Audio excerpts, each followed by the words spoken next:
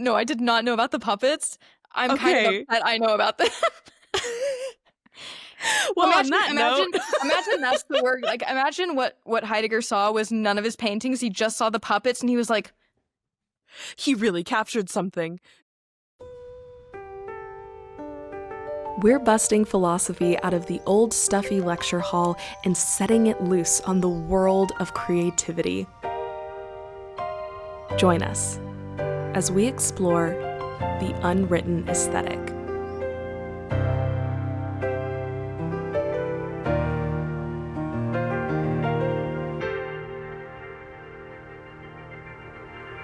Hello, everyone, and welcome back to the Unwritten Aesthetic. Lauren, I'm so grateful and happy to be seeing you today and excited for our topic. I'm very excited as well. We are going to be talking about Heidegger and the origin of art and Paul Klee. We were just debating. Yeah, we were looking it up because in German it's Paul Klee, I guess. Maybe. Still to be determined. Maybe. But I've been saying Paul Klee. Something in between. But some people say Clay. As someone living in Germany that speaks German, I trust you. I don't know. But it sounds like both are kind of attempts at saying a German name in English, and that's why there's probably some disparity there. But hey, I think we all know the, who we're referring to. Yes, that man. Yes. The Swiss-born German poet. Poet? Yes. Poet. Artist. We will be talking about poetry a little bit, but he did write. He was very, I think he was a writer too, proficient writer as well. Yes. Well, I would love, just because I was just gonna say, because this kind of started with a conversation between us and you being like, Heidegger has some really cool stuff to say about this artist, and it informs a lot of like what you've been thinking about art. So yeah, I kind of just, I'll toss it over to you. Whatever you are thinking, sure. I would love to follow. Definitely. Yeah, I took some notes actually, because this is a topic I've wanted to talk about for a while, and I think it's really fitting for this podcast because the connection that I discovered and am still in the process of learning about between Paul Klee and Heidegger is kind of one of many attempts to bridge this gap between the image and the word, between, visual art and philosophy, which is traditionally dominated by language and by logos. And so, yes, but I actually discovered this connection in a dream. I was incubating a question about something regarding whether or not I should stay in Berlin, because at the time I was not super happy with my university, but that's besides the point. But in one of the little dream fragments I got that night, I was sitting on the ground surrounded by people sleeping, and I was reading a book, and it was actually nothing in the book. Like, I didn't see either of these characters or read something about either of these characters, but it was more like the soundscape of my dream was just Paul Klee and Heidegger's names, and there was implied that there was a connection between the two. And prior to having this dream, I knew nothing about Paul Klee. I didn't know anything about his art. I knew, when I woke up, I knew it was the name of an artist, but that was the extent of my knowledge on him. And so I started doing some research, and I was like, what's the connection there? Is there a connection, or is my brain just mashing together random stuff? Right. As it does sometimes in dreams. But it turns out that Heidegger was actually quite struck by Klee's paintings, and he never wrote anything formally about his work or about his approach to art, but there is a set of notes that he wrote about Klee, probably after seeing a gallery of about 80 or so of Klee's works. 80?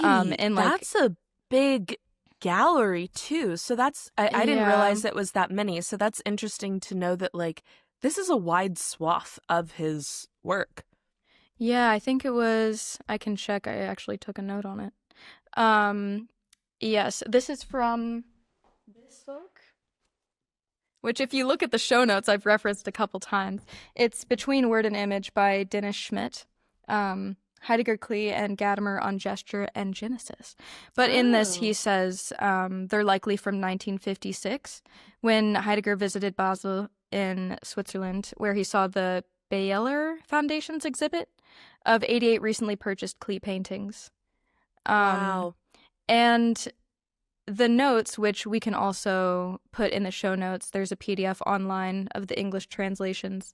Some of them are quotes that Heidegger has taken from Klee's own writings. He did write extensively. He kept a diary kind of reflecting on his day-to-day life and his own philosophy towards art.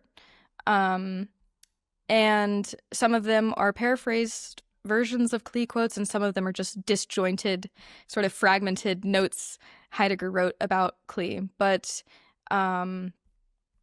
yeah, so that's kind of where that initial connection arose.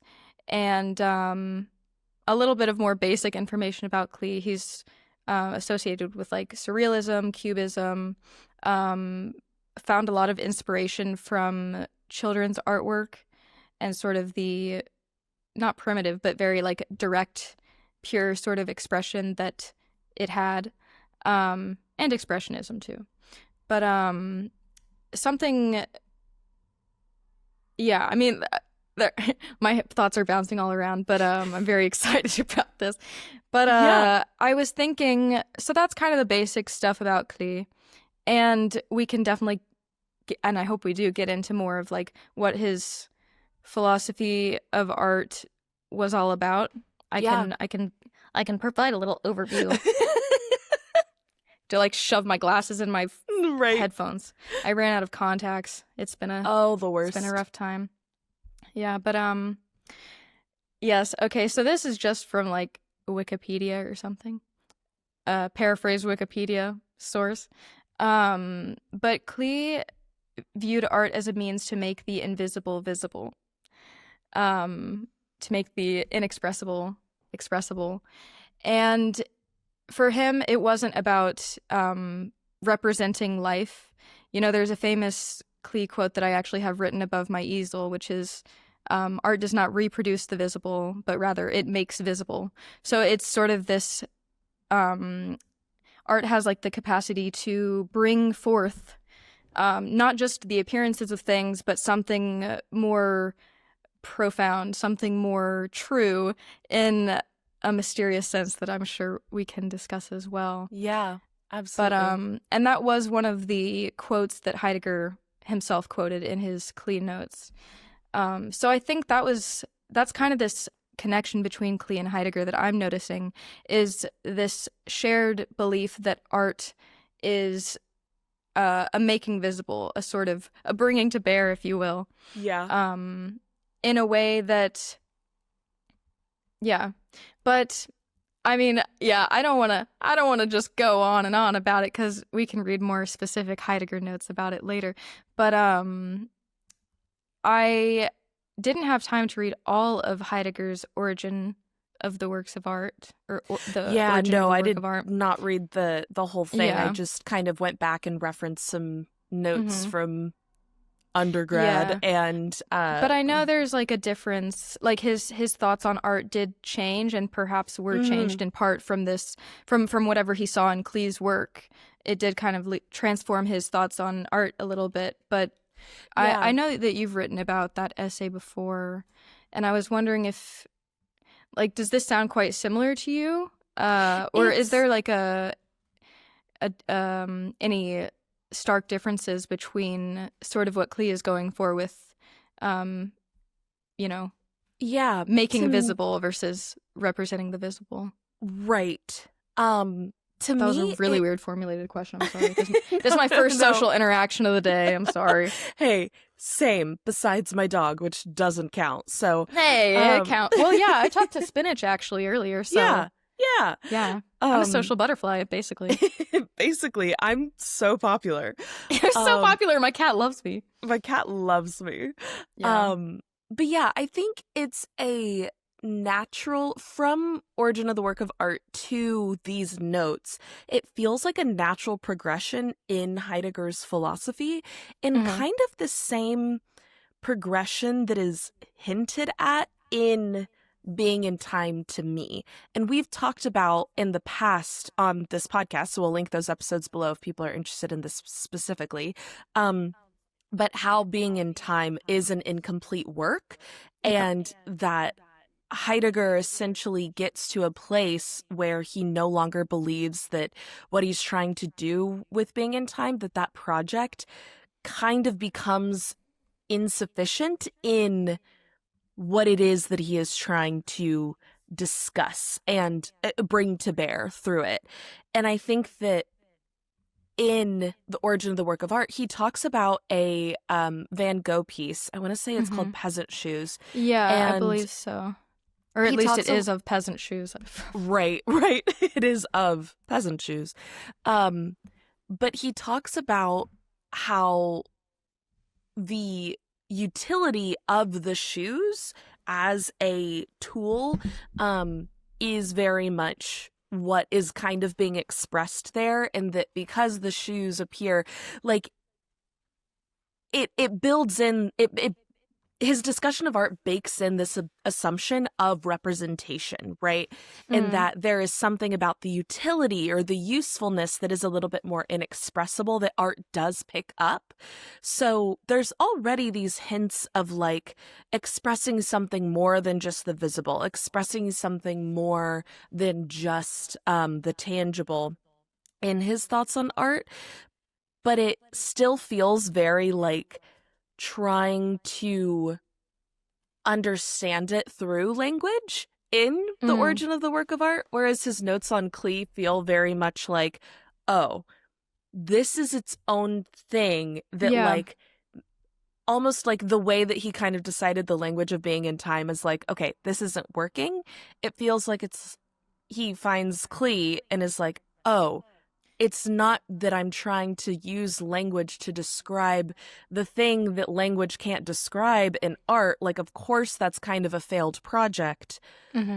There is something here that is a new communicative, connective mode, different than, I almost said more than, but I don't know if that's maybe a debate, different than how Heidegger had previously gone about his project, which I think he thinks about more artistically than a lot of philosophers do. So I almost don't want to just say writing. But yeah, and that like seeing Klee's work in this more imaginative, dreamlike way kind of opened up the door for, it felt like a very, like his notes feel like he had a very profound epiphany around not just lots art, of exclamation marks. Right, but around like, oh, this is like a whole thing that I had been trying to describe in this one way, but you can't even describe because Klee's capturing something ineffable.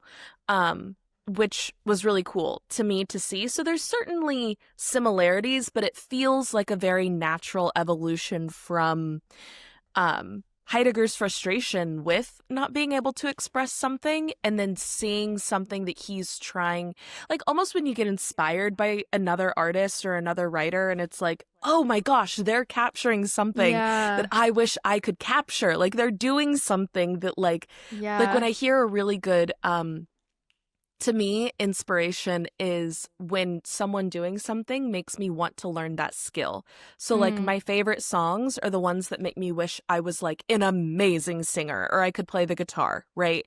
Or my favorite athletes are the ones who make me like, oh, I should go learn how to play basketball because like the way you do it is so artful, you know? And that's kind of the vibe that I get here too, is that Heidegger's like, oh, I wish that I had that skill set so that I could kind of do this thing, but I want to do that thing in a different way, in his Heideggerian way. Yeah, I definitely agree with you there. And I like that you brought it back to Being in Time, because this, I mean, he's doing it in The Origin of the Work of Art as well. in using, these different terms like work, earth, the clearing. There's another one that's sort of referencing, like, I forget what it was, but in Being in Time, in The Origin of the Work of Art, and even later in his career, like in his lectures on Hölderlin's hymns, the Germania and the Rhine, it's like throughout his career we see this ever-changing attempt to basically a recognition that in order to talk about certain things, we have to completely rework the framework. Like the old frameworks, at least Heidegger will argue, kind of foreclose the possibility of even being able to bring, for example, the being or existence or the essence of art into view in like a more illuminating way. Yeah. Yeah. And perhaps it actually reminded me of a second dream that I had about Heidegger and Klee, which I can't believe I forgot to mention this. But this one was far after the fact and kind of random.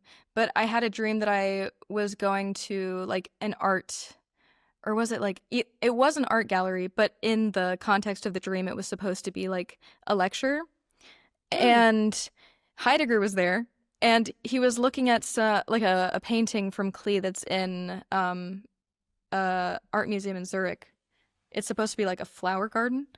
I'll try to figure out what it's called. But in the dream, he was just looking at this painting, and somebody was trying to ask him like what he saw in it, and he couldn't say anything. Like he was just like, he like astounded and just like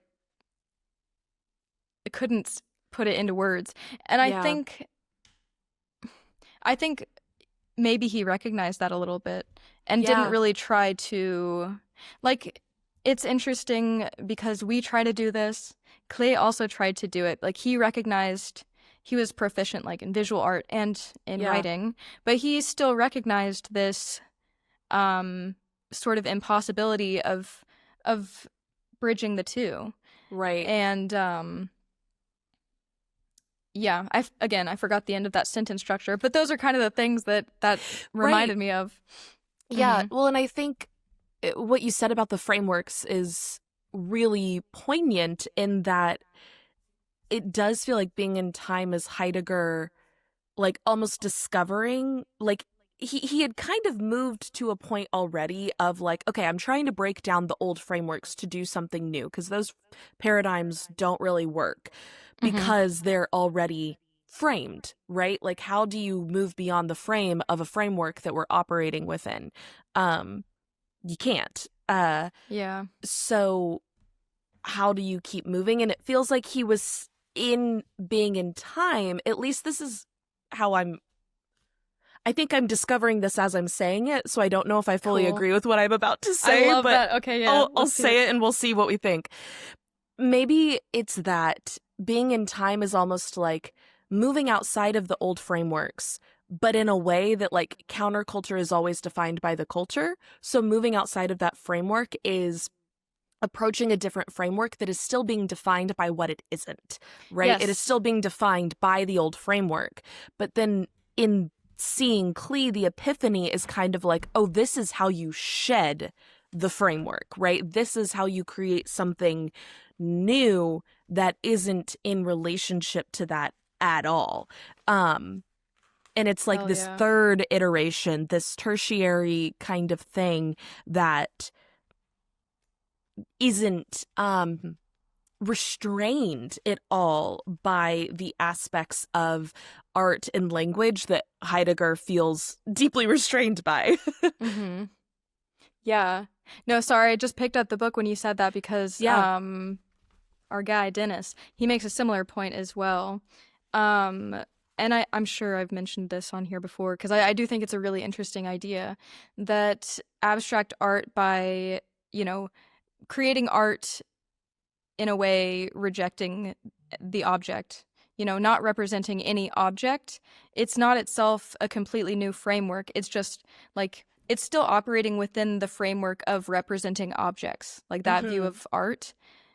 But it's just like the negation of the object is not a framework outside of the object. Like, it's still bound to that sort of picture of art, which honestly, I feel like that idea might work a little bit better how you described it, like in terms of ontology versus art, because I mean, something that I guess another sort of idea that really resonates with me from Klee is this idea that like he saw art as sort of like a multidimensional simultaneity, like in a way that the linear progression of language just doesn't capture and can't capture. Like language, the way that you read it and write it has its own sort of chronological structure. But with a painted image, there's lots of different ways that like motion and like simultaneity at the same time is already sort of like baked into the painting. Like you have multiple layers on the painting, and Klee had certain ways of like indicating motion in his painting, like arrows or certain like structures that he would use to indicate motion.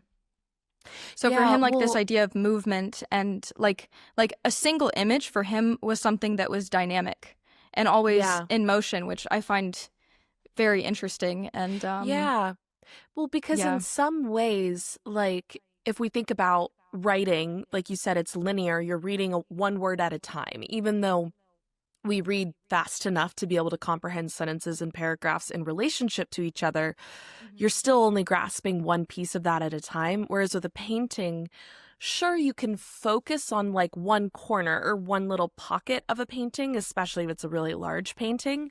But also you are kind of supposed to, how are you supposed to engage with art? But you do kind of see the whole thing at once in a way that like your sensory apparati are intaking it in a simultaneous way, very different to language. Which, so I can see that. But even then, it's interesting to say that, but art is in motion when it is a still stagnant picture. But hearing like, it in that way, it's kind like of counterintuitive, but like it's an idea that I really like. And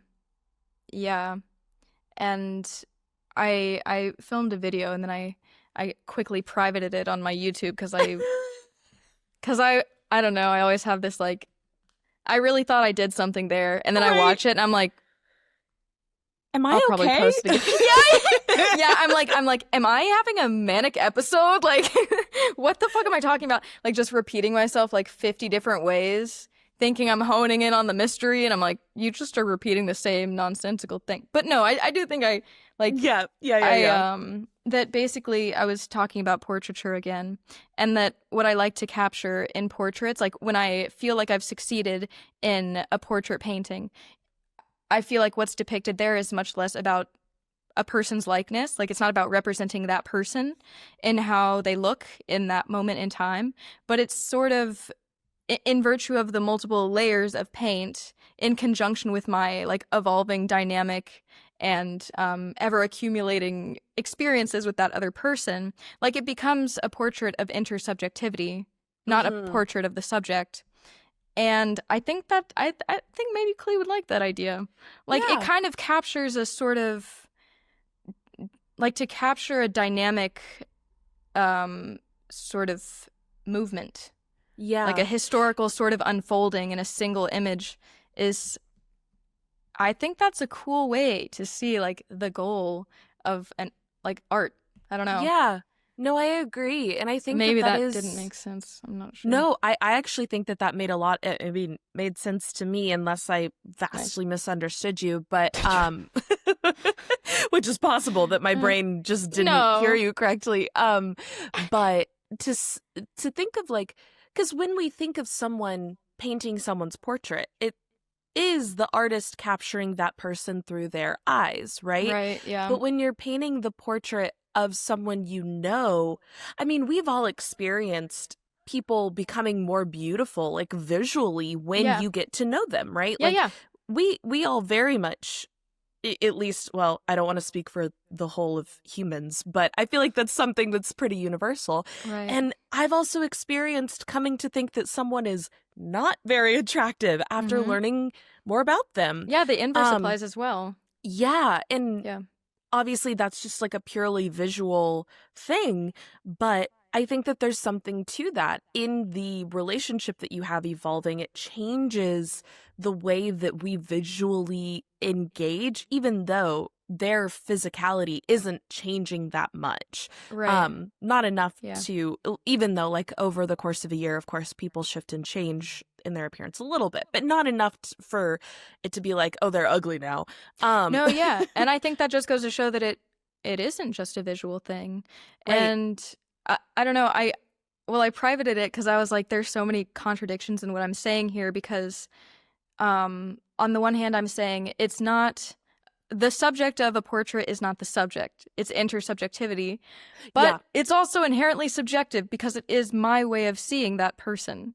Like it's my perception of the intersubjective dynamic that I have with another person. So it's kind of like, it's kind of egotistical in a way to be like, this is how my dynamic with this person is. Like it's kind of not intersubjective. So I was like, feeling very confused about, and I'm not opposed to saying like what I'm doing is sort of egotistical. I'm not like, oh, I don't want to say that, because, you know, trying to capture a person's likeness through my way of seeing them is sort of like a personal meditation. Yeah. It can also be a way of showing the other person like, this is how I see you. Right. But that could very well not reveal anything to that other person, because again, art is subjective. So my way of depicting that person, I might feel is very like you know, vulnerable and like revealing about how I view that person, but to them it's like it could just be a painting, you know. So there's lots of these weird sort of contradictions in that idea that I don't think should lead us to completely throw out that idea that a painting, a single image, is something that captures like a dynamic movement. But I don't know. You know what I mean? Like there's all these sort of juxtapositions that further complicate this idea. Yeah, it is kind of part of the impossibility of what we're talking about in trying to like visually capture the ineffable, is that I think this is just such a beautiful example of that there is this way in which, because portraiture is capturing the artist's interpretation of this person, is the artist actually painting a portrait of themselves in some way through like the mirroring of this person. And this is kind of a spiritual point of view, but to me, I very much believe that we are all mirrors of one another, and that's kind of what all human beings are, and that's what we do in relationship, and that's why, you know, we become more and more like the people we spend time with. And to think of that in the context of portraiture, it's like you are painting this other person as a mirror of yourself, which does feel inherently like a little egotistical, but also I am not above saying that my work isn't egotistical either. I think you kind of have to have a certain sense of what I have to say is worth saying. If you are on a podcast, if you are a writer, if you're putting anything out publicly to consume, it's like we're all kind of saying that. And I do think that's true. So I don't think there's anything wrong with saying that. Yeah. But it is interesting then to think about how an audience then views that as like seeing this mirroring of the artist through art mirroring us too. Because if I just see a portrait, I don't really think about how that is the way that the artist viewed that person. I think about like, how did they capture that person, you know? Which maybe is just like my short-sighted kind of way of looking at a painting. But no, I think that's how most people do. I mean, myself included, like when we were at the Uffizi and we saw that one portrait that we found very striking. I wasn't at all thinking anything close to like, oh, this is the artist's way of seeing this person. Like it is kind of something that works in the background, and something that I've only recently sort of brought to the surface of my awareness in like returning to painting portraits again, you know? Well, and that is so interesting. So you were talking about how it's bringing this idea of like the artist's interpretation of something was in the background and it's bringing it to be more conscious. Feels very much like a dream to me. And of course, that's very much tied into Klee's work, but also how you discovered this kind of relationship that you wanted to talk about. And earlier, when you were talking about your dream incubation, I had this question. Maybe this is a good time to get into it because we can kind of talk about that aspect of his painting and how Heidegger viewed that as expansive. But what do you make of the fact that Klee very much views art in this dreamlike sense, that it is like capturing a dream in some way, and that it kind of came to you in a dream? Like, that feels noteworthy to me that there is that relationship. And I'm just curious what meaning you make out of that. Yeah, that's a good question. Um, I don't know. I mean, the fact that it came to me in a dream, I think, is just indicative of how powerful dreams can be and how much of a useful tool they can be. Like, dream incubation. Y'all should look into it. Really cool stuff.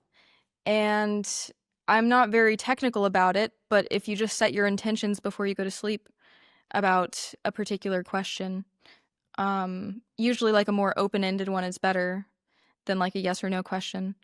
But if you're intentional about it and you're intentional about writing down your dreams in the morning and keeping up that like being able to remember your dreams, they can be a very useful tool.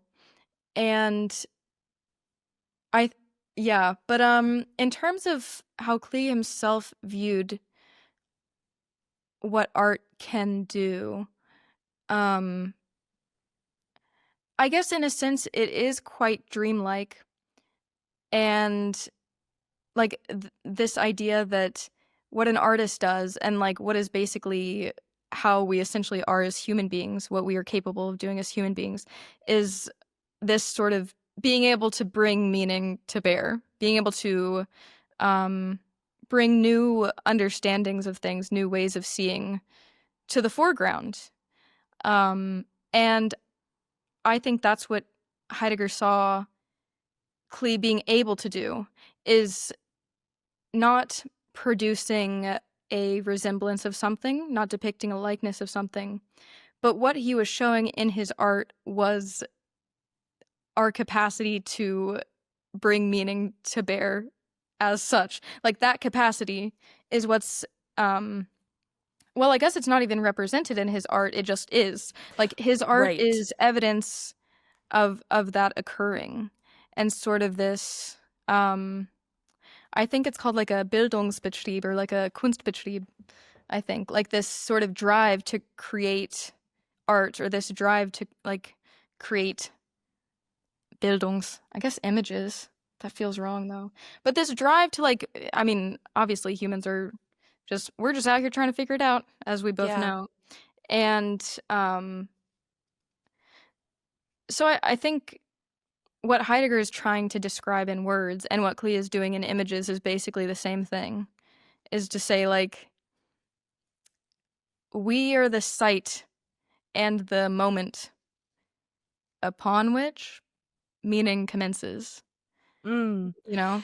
Yes. I don't know if that makes sense, but like Klee said this himself, where like how things are, let me see if I can find the fragment, but like how things are is just kind of like a contingent thing. Yeah, he writes, formerly we used to represent things visible on earth, things we either like to look at or would have liked to see. Today we reveal the relativity of visible things, thus expressing the belief that the visible is merely an isolated case in relation to the whole of the world, and that other truths are latently in abundance. Things appear in a broader and more multifarious sense, often seemingly contradicting the rational experience of yesterday. An essentialization of the accidental is strived for.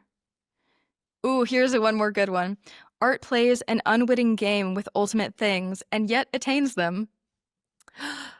Ooh, yeah. I like that one. An and unwitting that game definitely with echoes things. Heidegger's own statement in The Origin of the Work of Art that, quote, reflection upon art is solely decided out of the question of being. So, right. Yeah, it's like art is able to describe in a way, I guess where meaning comes from. I don't even know how to say it.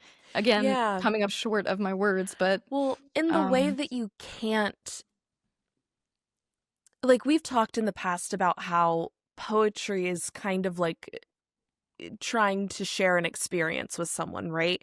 Yes. But there is this impossibility of sharing the experience of meaning making, of being, of becoming, of co-creation in real time with someone else, because it necessarily happens within our own subjectivity, right? And that's kind of part of this impossibility of expressing it. Part of the impossibility of expressing it. And I like what Heidegger, or I think this is what you said Heidegger said about Klee's work, is that it's almost like evidence that that process took place, and therefore it invites you into the process in a way that other things don't. Because if something is like completely, I don't know, not in the sense that his works aren't completely finished, but it's like if you burn your hand and then you have a burn mark on your hand, the burn mark is evidence of having been burned. And someone can look at that and see, oh, you've been burned.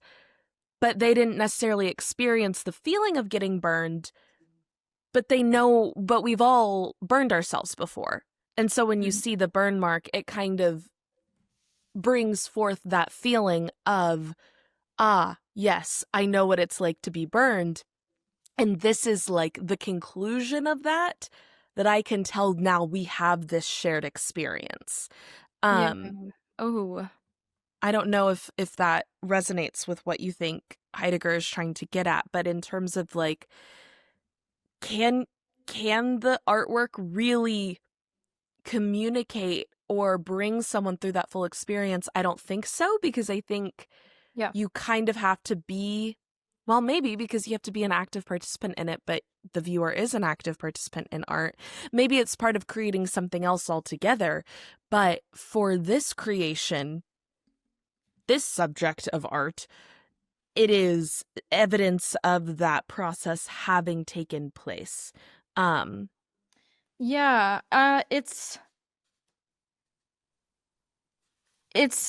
It's a little bit complicated. Like, I agree with you, but I'm trying to think of like, it's definitely, I definitely agree with you that like what one sees and what's communicated in like witnessing a work of art is, it's subjective. It's not what the artist is kind of doing. So it is sort of evidence of that.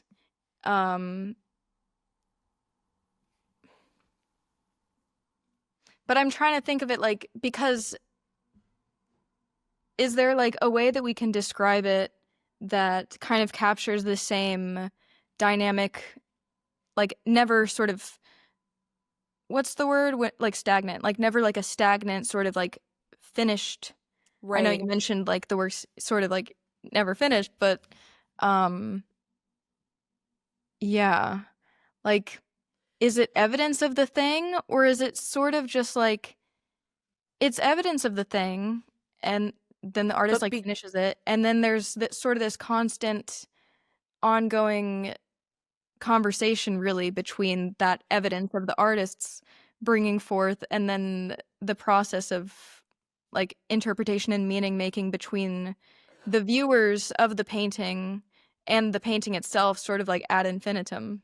Maybe. Yes, because there is a continued process even after this one is finished. It's like, yeah, like every viewing of a painting is evidence of something being brought forth. Like isn't I don't know. It exemplifies the bringing forth. I don't know. And it kind of brings forth something new too. To kind of return to my metaphor of the burn, I burned my hand the other day. That's why it's on my mind. Are you okay? Yes. How'd you do that? On the 4th of July, I was taking frozen pizzas out of the oven, and of course I was a little tipsy and just burned my hand. Yeah, that's so it's just stupid. It's my own fault. I have a worse one. I have a worse burn story, if that will make you feel better. I once, I was like, I'm gonna start steaming my clothes all the time, and meanwhile I'm wearing a wrinkly shirt. But I got it in the mail. Well, I had one steamer, but it was like cold steam. And I was like, this shit doesn't work at all. And so then I got another one, and I was so excited to use it that I was like, let me try it right now. And I went like this. I had my shorts like right here, and I was like, let me just, and I have a giant, I have a giant burn scar on my leg from it. Because I was like, I can't wait to try this hot steamer on my skin. I'm gonna steam my skin. It was so dumb. It's like this big. It's That's so stupid. So funny. Oh, I'm so sorry. That probably hurt so bad. It really did. But they're like, I'm just trying to, like, don't worry. There are dumber ways one could burn themselves. We all do. Hey, I think part of becoming a smart person is recognizing how dumb we all are, actually, you know? Yeah, it's like Plato's Apology, when Socrates is like, the one thing I know is that I don't know anything, so I'm way smarter than all of y'all. I'm way smarter than you, which is just like, but true. With the burn, so part of me is thinking about, like, so just to return to the metaphor, obviously it's an imperfect one, but in the way that, like, you burn yourself and you have a burn mark, and I'm kind of equating the finished painting to the burn mark. Mm-hmm. The burn mark still continues healing, and then it scabs over, and then the scab falls off, and then there's a scar, and then the scar is ever healing. But so the burn mark, even though it's in the middle of the process, is still the finished painting, right? It's like it's still the end of some part of the process, but it's still in the midst of the process too.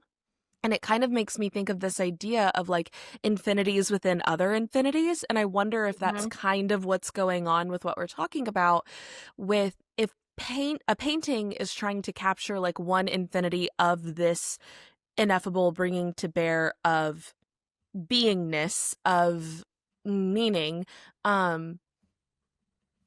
that process is continued in a larger infinity in relationship to viewers and audience, but also there is something about that process that was one full cycle of it almost in when the artist said it is finished.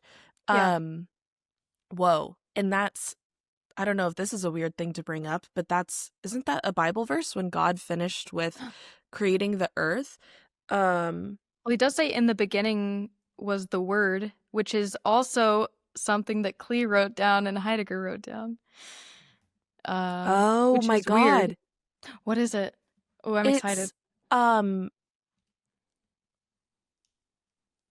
This is crazy. What is it? Oh my Which God. Bible? Oh my God. Which this Bible is so cool.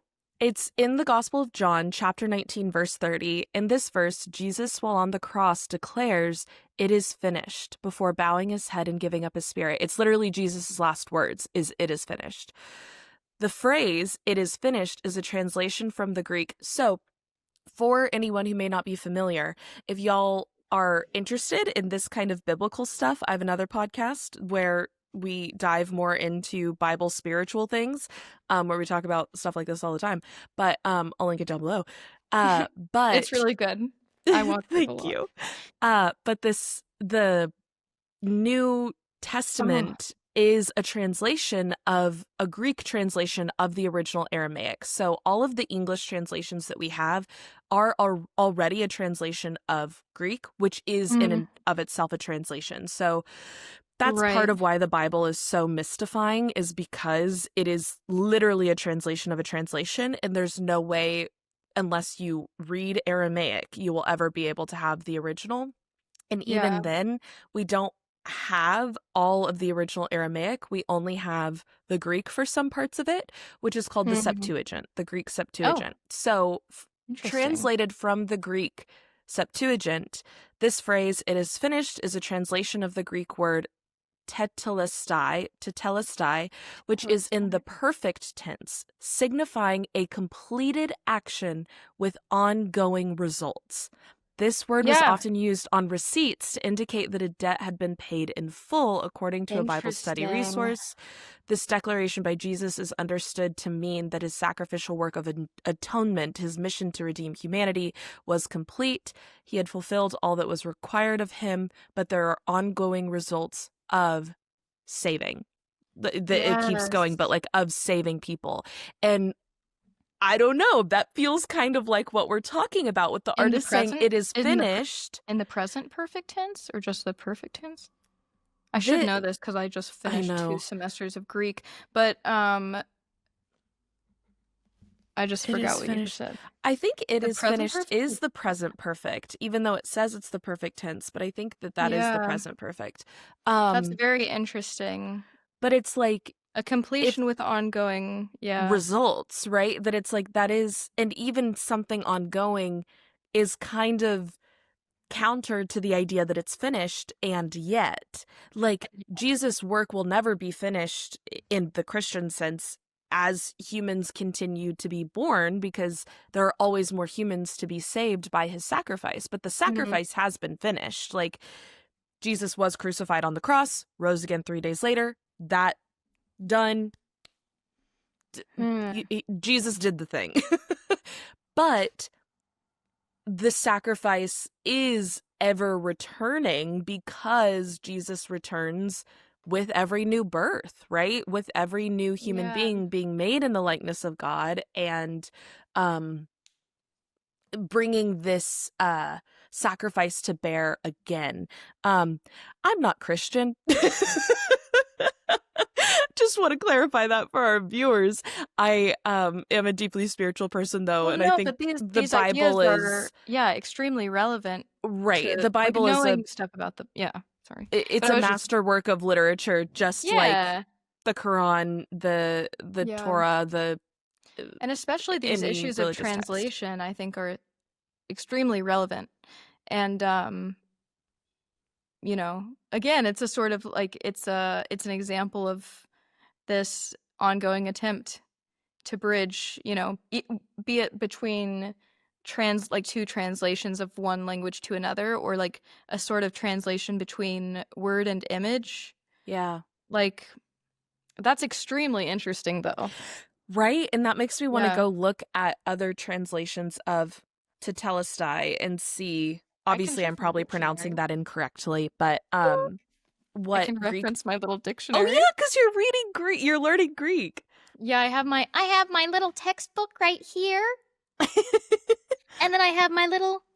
Think. It's so cute. Yeah, I haven't opened this in like 4 months, because I'm like, if I'm gonna buy a dictionary, it better have tabs on the side already, because like, what the fuck is this?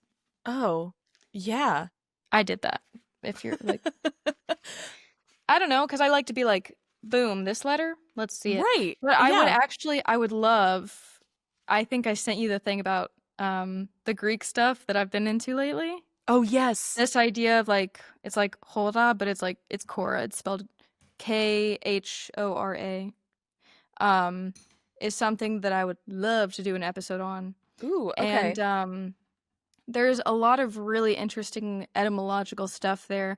Like, it's the word, I'm just going to call it khōra for the sake of this, but it's sort of like a placeless space prior to both being and non-being.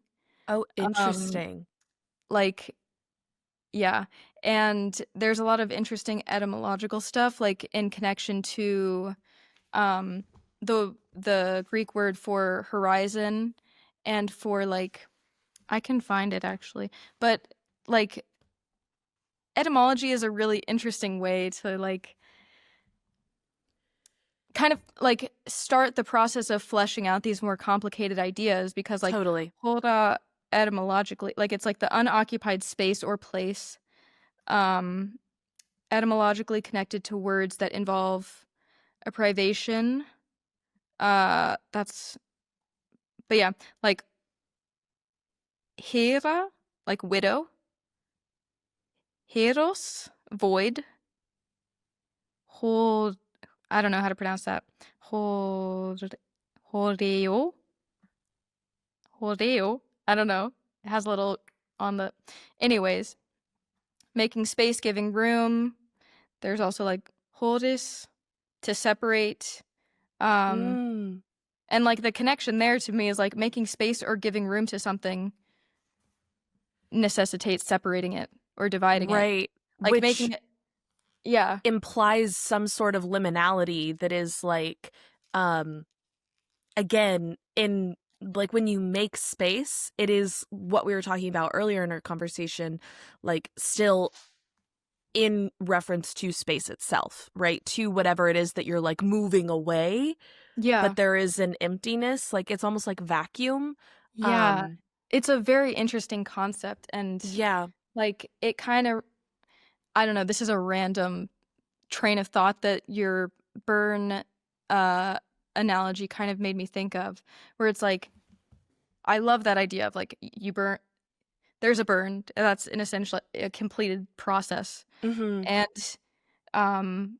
it's finished, but it's not fully finished because the scar will, you know, the wound will heal and then scar, and the scar will continue to transform over time, and that is akin to like the completed work of art. And Yeah. I couldn't help but think in the back of my head while you were saying that, like, if that's the burn, then what does the burning? And Yeah. I think this Greek idea of like khōra kind of reminds me of that, because like it's the groundless ground from which being and non-being arise. Well, But, like, it's very like who does, like, what's the catalyst? I don't know. It's very- this is a random like no, thing, I but think I just wanted it's- to throw it out there because it's to me that's very much like Big Bang, you know, like yeah, this fiery explosion of something at the beginning of everything. But what is the catalyst of that? It has to be something omnipresent. There has to be something before for there to be anything, because something can't come from nothing. So what something was in the nothing that is the catalyst of everything? but can something come from something that's already fully present? You know what I mean? Like if like, this is not something that I subscribe to, but it's an idea I've encountered in the process or researching this khōra thing. Sure. But like that stuff can't arise from, like, if God is already fully present and fully whole, God is already a sort of unity, that nothing can arise from a unity? Like a unity can't bring anything to presence in the way that like a human being is like a thrown ground of a nullity, to reference being and time again. Like we bring things to presence, we bring meaning to presence through art, through words, through just in virtue of living. But we are we're always a not yet, you know, right, until we die, right. and then we're like a full, like a whole. Yeah. I don't know. My thoughts are going crazy today, and I'm very insecure about my thoughts today. No, please do not be. Everything that comes out of my mouth today, I'm like, that was stupid. You shouldn't have said that. No. I think that's actually a really good point, because to me, I do view, like, when I use the word God, I am describing like ultimate unity, ultimate wholeness. Like that is what I mean when I say God. And so it's like, okay, that's a good point. How can something be ultimately whole and give rise to something else? It's like, if you're a wholeness, you are complete. Yeah. But I think the way I would, right. And so the way I think this is going to sound wacky doody. Let's hear it. Wacky doody. It's about to sound wacky. Am I okay? But this idea that the Big Bang being, I kind of have this thought that, because, you know, everyone talks about time and how time is an illusion, But the way that we live is also like everything's happening at once over top one another. We just understand time in a linear sense. That's how our brains kind of interpret it. I'm like, well, if that's true, the Big Bang's beginning is also the same as the Big Bang's end, right? That there is just one explosion, that everything is happening within. And that is probably the ultimate wholeness. And in the same way that a gyre is like here, like this, it's like the beginning, the expansion is the same as the collapse. So that's kind of how I would answer the well, how is it unity? And I'm like, well, I think even all of the humans that are being born and dying, like that's all happening at the same time in the unity. But that's a weird spiritual kind of take for me in my worldview on that. But I think we kind of see that in this idea of the art too. Like, what would you say? Genesis. Oh, sorry. Right. No. I like, yes. What does the burning in your art? No, but I was just, I don't know why I'm so like self-conscious and weird today. No, you're good. I had to charge my headphones one too many times, and suddenly I'm one too many times was once. That's too many times, Reese. That's too many times. I should have been charged before. No, but it's so I should have been prepared. No, but like I like that idea, like with the gyre, you know, there's like there's always like a counterflow, you know, and like so whereas like on one side you have like God, unity, wholeness, a sort of completion, and then on the other side you have like khōra, this sort of vacuous, spaceless place.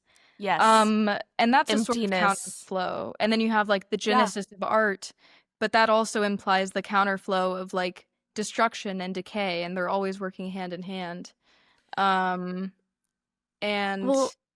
you know, you've talked about that destruction and decay a little bit before in terms of like when you describe your finishing processes, or I'm not gonna like sealing and different stuff that like the varnishing? That like there's ways that you do things that like crack the paint in ways that other people might say is like not the way you're supposed to, but there's something kind of additionally artful in the allowing of decay. And what's the word for entropy, right? Like this idea that everything eventually is destroyed. Like what goes up must come down, right? Yes. And even art that is like varnished, hey, one day when we all like purely scientifically die in heat death and the earth explodes or whatever, paintings are all gonna go up in that too. Oh yeah. You know?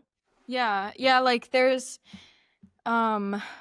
I mean, it's good to make your work of archival quality, and like if some of you watch some of my random YouTube ramblings, you'll know that I only recently started priming my canvases. Every piece you see back here, none of these are properly primed. None of these are archival quality, and I'm not proud of that. I would have saved myself a lot of time and effort if I had just primed them, because it's actually so much easier to paint on a primed canvas. Who would have thought?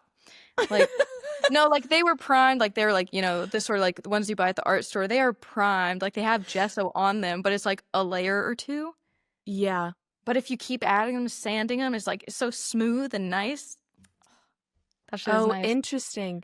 So it's interesting that you say that you're not proud of that, and I don't want to necessarily interrogate your psychological like relationship to all of this, but to me there is something kind of cool about your relationship to that changing, but also it sounds like you just had an insight. I would love to hear that as well.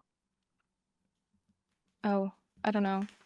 No, it's not that it's like I say I'm not proud of that, because like it's not that I'm ashamed of it, but it's just like it just goes to show that I really am just learning as I go, which actually is something that I am proud of. Like I think it's a beautiful thing to constantly be learning and like learning from your mistakes, and you know, never letting yourself be like a finished product, an end result, at least while you're continuing to go on living. That is sort of, you know, a never-ending, a painting that never ends. Yeah. Well, until and it does, yet, because it does. until it does. And But yet yeah, each day ends, each year ends. Each year we have another birthday that is a cycle coming to a close. I go through periods in my life where I'm like, I feel like I have closed a chapter, It's like we Yeah. have so many sayings about that it's like, turn the page, or onward and upward. Yeah.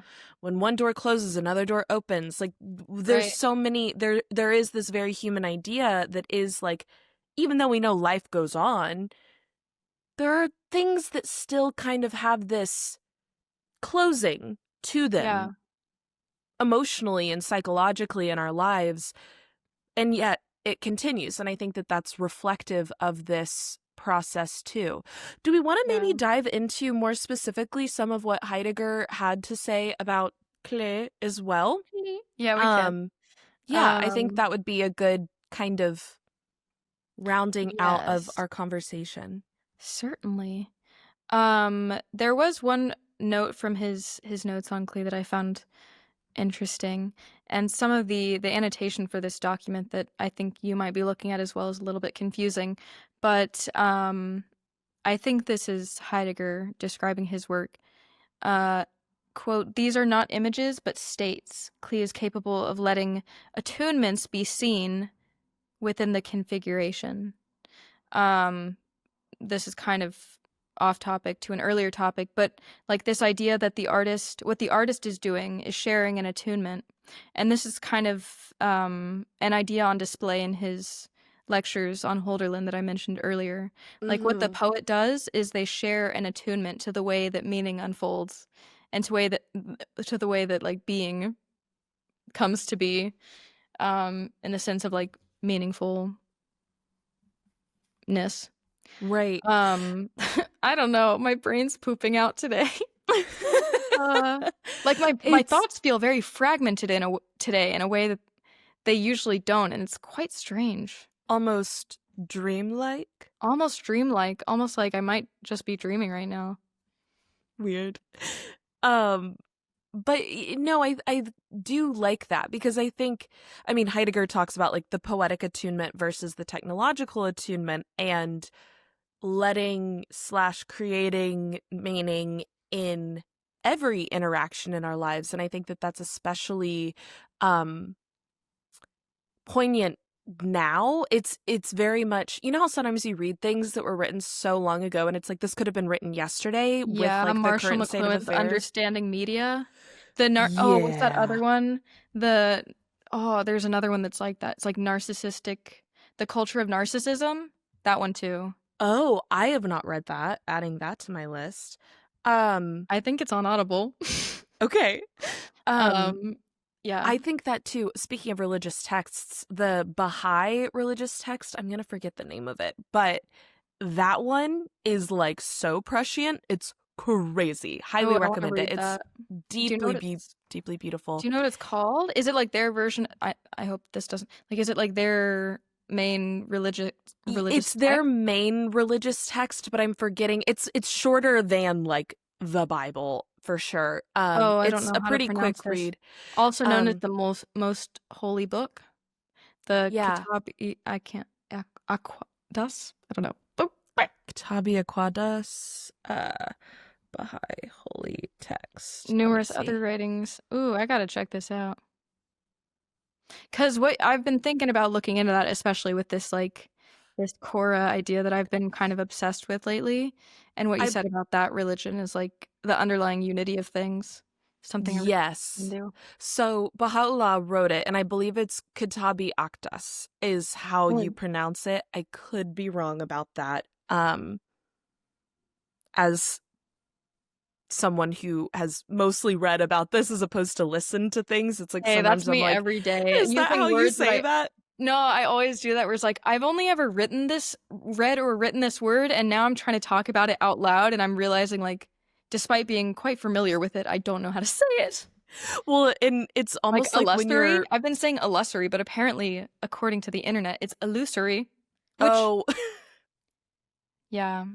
It's one of those things that it's like, I guess that does make sense, but your brain, Yeah. yeah. But like very prescient text, recommend reading it. It's a quick read. It's very inspiring, even if Ooh. you hold another religion, another faith, other spiritualities, or you don't. I think that it's I'm something, excited. the practices that it talks about can be mapped onto other religions very beautifully. And obviously Baha'i is very supportive of all prophets. Well, I won't say all, they're included prophets.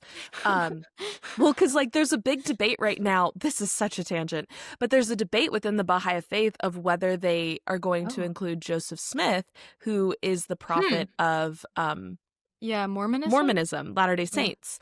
And the way that they decide whether or not prophets are like on their list of prophets is kind of like by the fruits. You have to wait and give it time and see if what they say is that's really interesting. something. They're like, yeah, let's which I just think give it is some time. Yeah, which I think Let's is see how this probably plays out. the best way to do that. So That's cool. it'll be interesting to see what happens there. But with what Heidegger said about this attunement, the poetic attunement versus technological attunement, and how, I don't know, I go back a lot to, I think a really helpful analogy is like how grocery stores have self-checkouts now. And it's just so easy to technologically engage and not have to humanly engage in this very mundane, everyday way. But, and can you poetically attune through self-checkout? Like, yes, I think Heidegger's argument is like, you can poetically attune through everything, but it's almost, I just think it's a funny example of how the world kind of asks for technological attunement. Me trying to poetically attune in the self-checkout. Oh my god, we need to make, that's funny. I know, That's we have funny. a couple merch ideas we need. We have a couple merch ideas. That's funny. But this, it to me is an example of the way that, like, because poetic attunement requires time and effort in a way that is not necessarily productive, in that the time and effort doesn't in and of itself produce something that can be commodified, which is what our society would like to do with everything, is commodify it. But you can't commodify presence, you can't commodify being. Well, I think, yeah, I mean, although this does still take effort, I think this is like, I think Klee would say the same thing. Like, I think he was inspired by the art of children for a reason, because I think one of the most intuitive ways to sort of poetically attune to the world and to our being with others is to kind of take on like a mindset of play. Just like, this is something that I've had to kind of struggle with my painting, is just like returning to approaching it as a mode of play, rather than like, this needs to be a finished piece so that I can like post it on Instagram and maybe like sell it or whatever. Like, because that, at least to me, usually does not inspire my best work. Yeah. Because then I start painting impatiently, and it's all about, like, painting becomes a means to an end, when for me it's supposed to be painting for the sake of painting itself. And maybe there's some, positive byproducts of that. But at its core, it is like a playful activity. Yeah. It's very Alan Watts, right? Yeah. Like, okay, so we've talked about all of these conclusions, or not conclusions, unfinished finishings. So now what? And Alan Watts says, dance. We dance. And I just always really love that. And I think that was one thing that I had earlier in my mind, that was, why is this important? Like, why, as an artist, is it important to think about the way that subjectivity and intersubjectivity is being represented in your portraiture? Why is it important that we think about our attunement? And I think that that's something that you and I both kind of just privilege the importance of, because we feel the importance of it, that is like, you can't not. And while I think that feeling of you can't not is very deep down and embedded within all of us, that's something that not everyone automatically taps into in this way. And not to say that one is more like righteous or valid than the other, but I do think that the intentionality and wakefulness, maybe it's like I truly don't mean for it to sound talking about the culture of narcissism.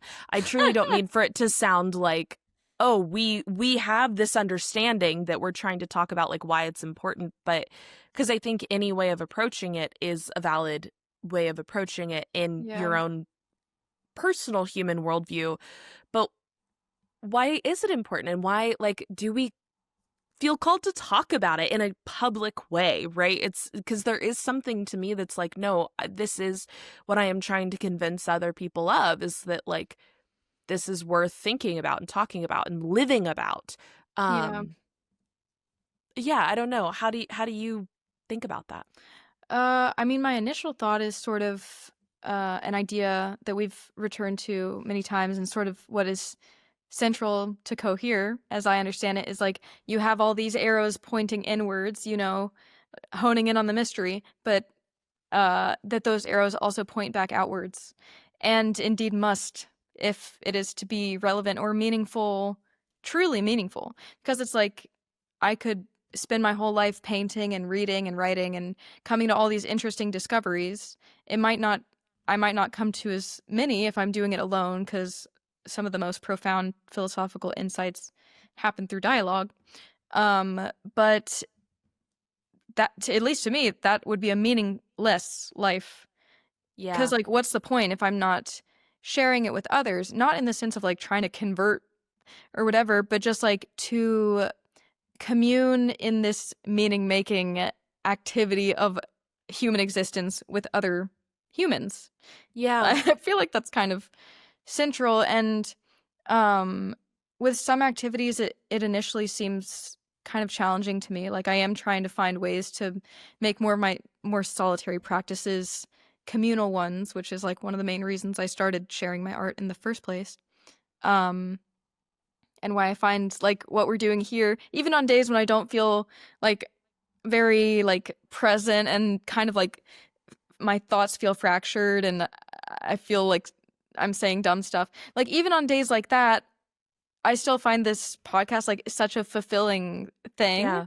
Like, I really look forward to it each week, and like, Me too. it's just because to me it's like, it's stuff like this is kind of what it's all for, is like coming together with other people, exchanging ideas, learning from others, you know. And like this episode, it'll be like a finished episode, but just like the painting, just like the burn, it's gonna, ideally, I mean, in the best case scenario, like, it keeps the ball rolling, it keeps the conversation going. Exactly. And even like, I think it's very represented through like comment sections, and there are like videos on YouTube that I'll go back to that are like 10 years old that are some of my favorite videos, and it's like, and new comments are being left, and there's something just so cool about that to me. And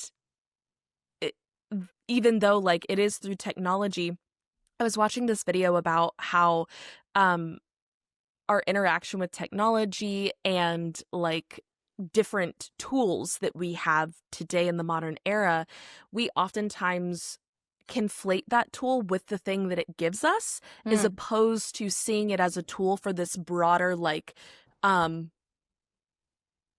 bigger thing that we are connecting with. We're just using this tool for it, and that it's that conflation that makes things like social media so dangerous, is because when you feel connection through social media, it's like, oh, Instagram gives me connection, and it's like, well, let's be careful. There is this ability to connect that Instagram has become a tool for, but it's also a tool for other, right? And I think that's very true with like all technology, right? Like, that's how we're able to do the podcast and connect and dialogue in this like deeply meaningful and important way, and connective way. But it's like, not everything done on your computer is this. Right. Yeah. And I agree with you too that like, I don't know, I think sometimes I get a bee in my bonnet to try and like convince people of things because I'm like, it's so Be in important. your Don't you bonnet. see it? You're breaking out a new silly phrase that I've never heard. I like that Really? one now. You get a bee in your bonnet and you need to get it out. But I think that's good. you're really right in it ultimately is just about the doing with and being with and sitting in this with others in that communing space. Like that is kind of what church is, right? I keep going back to religion today, but it's so helpful for me in just the paradigm that it creates, that it's like that is what church feels like. And it's like we should look forward to whatever church is to us. And to me, it's like this is a form of church, right? Like what we do here. And it's like, but it is deeply communal and it still feels worshipful of my higher power. So yeah. Last thing, I know we're like way over time, but I'm just so enjoying this. And we didn't get to this, and I didn't do much research into this, but I just thought it was so odd. And I was like, I just need to ask Lauren about it. Puppets? Klee made puppets? Did and he? that feels significant. Stop. Wait. Yes. Really? Oh my gosh. Wait, I bet they're so silly. And I'm like, oh my God, they're so scary. Wait. They're really scary, actually. One is like children's. It's like, because puppets are like for children, right? So it's like it connects to the children's work, but oh my also God, they're so puppets terrifying. being this like imitation thing of humans. Like, I don't know. What do you think about the puppets? Oh my God, they're so scary. Oh they're my God. really scary. These are so funny. Wow, I'm gonna have to look into this more. Like, they're kind of this, like, they're kind of the stuff that I like of nightmares. Like, you ever like you're trying to go to sleep and your mind just starts wandering. It comes up with really like scary images. Yep. The white one with the all dark eyes, like that will haunt my dreams. Like, it feels very. It's they kind look of like honoring the characters, like the sort of antechamber of dreams, you know? Yeah. Like, they feel like the characters from Nightmare Before Christmas, like cartoonish but creepy. I kind of love them, and I'm. Oh my God, this one's so scary. Oh my God, this one's really scary, Reese. There's one that's like, it's white and like it has a white face and like little dark, like beady eyes and a huge black mouth. It's really scary. Oh no, I have to find it now. White, can I like somehow eyes. put it in a chat or something? Is that possible? Yeah, if you screenshot it and text it to me or WhatsApp it to me, I can get it. Or I can like. Oh. What the hell? Oh, why are the teeth in the middle like that? It's like, are those its lips or its mouth? And if that's its mouth, why are the teeth in the middle like that? Oh, Paul, are you okay? Paul! Das ist Dustin! Paul Klee puppet. That's a little scary. No, I did not know about the puppets. I'm kind of upset I know about them. Well, imagine that's the word. Like, imagine what Heidegger saw was none of his paintings. He just saw the puppets, and he was like, he really captured something. Like, this is what it's all about. Can you imagine? He sees the beady black eyes and is like, with like his Gesamtausgabe, like all of his like books, and like he's setting he's setting Division 3 of Being in Time aside because he wants to play with his puppets. He's just playing with the puppets. He's like, why haven't you finished Division 3? He's like, I'm busy. I'm busy. I'm engaging in dialogue. Yeah, this is what Socrates wanted. This is what Socrates wanted. It's a Socrates puppet. There's more merch. We gotta do more merch. Socrates. Write that down. Write that down. That's good. Socrates sock puppets for dialogue, for playful dialogue. A playful dialogue. Okay. I feel like Heidegger would play with sock puppets, to be honest. Yeah. Hey, that's not a bad thing. I'm just saying, like, that seems like he would. Yeah. It does.